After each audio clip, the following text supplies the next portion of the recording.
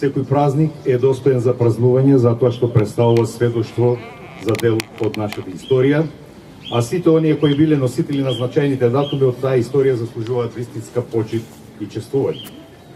Токму затоа, повторно сме собрани пред споменикот на револуцијата за да го одбележиме денешниот ден, денот празничен, денот потврда на македонскиот непокор, ден со кој се гордееме и кој го празнуваме.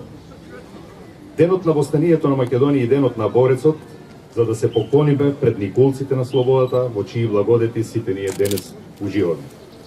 Денес се навршуваат 77 години од оној 11. октомври 1941 година, кога пукна првата македонска пушка против најголемото зло на човештвото, наречено фашизам. Се случи тој ден во време на потполна доминација на фашистичките војски на сите можни фронтови во прегазената Европа и Северна Африка и во услови на неспоредлива надмоќ во оружје, воена техника и жива сила. И токму тука се покажал осведочениот факт дека за справување со оковите и неправдите не постои ниту формула, ниту дефиниција, туку само љубов, верба и незгаслива жед за слобода. Се случи тој голем 11. октомври како нешто помеѓу сонот и јавето, како доказ за големиот дух на нашата мала Македонија.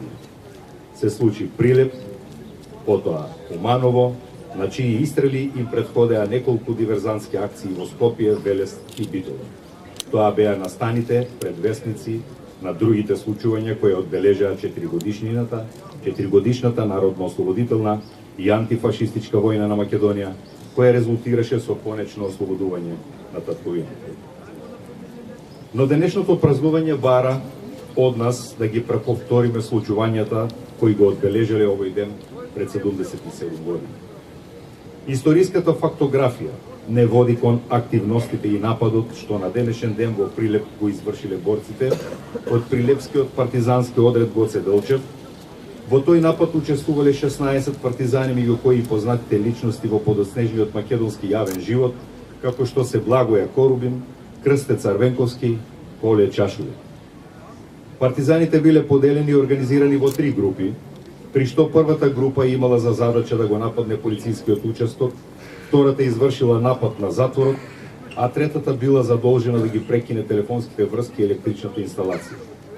Успешно спроведениот напад поминал без ниту една жртва меѓу борците од Прилепскиот партизански одред и бил вовед во идните борбени активности на организираните партизански формации широк цела Македонија. Веќе следниот ден, на 12. октомври во областа Студена Вода, бил формиран Кумановскиот Козијачки партизански одред, а во местноста Менкова Колива и Карадачкиот партизански одред. При првите судири со непријателската фашистичка војска, овие партизански одреди биле разбиени. Карадачкиот одред бил разбиен на 14. октомври, а Козијачкиот одред на 17. октомври.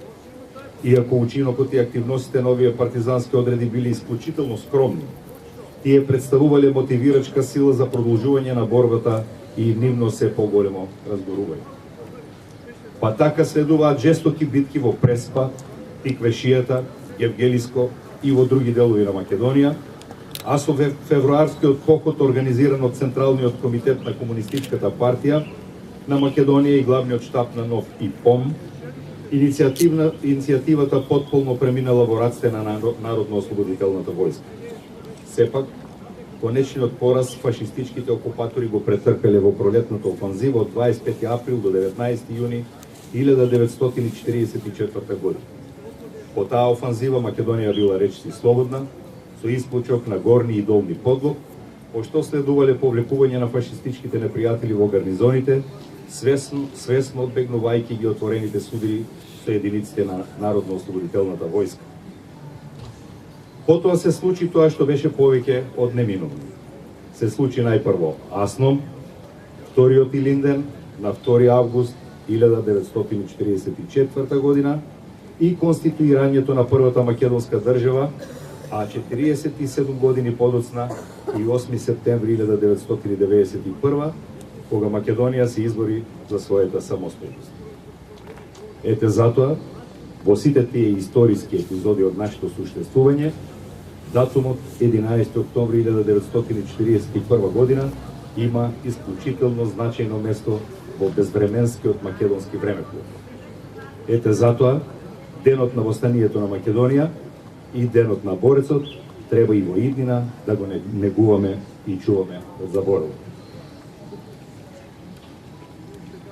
Пред Македонија се нови предизвици и нови искушенија. Минатото треба да го почитуваме, но не смееме да заборавиме и иднината. Затоа треба сегашноста да ја одбележуваме со мудрост за наше добро и за доброто на идните генерации. Да ни е честит и вековит 11 октомври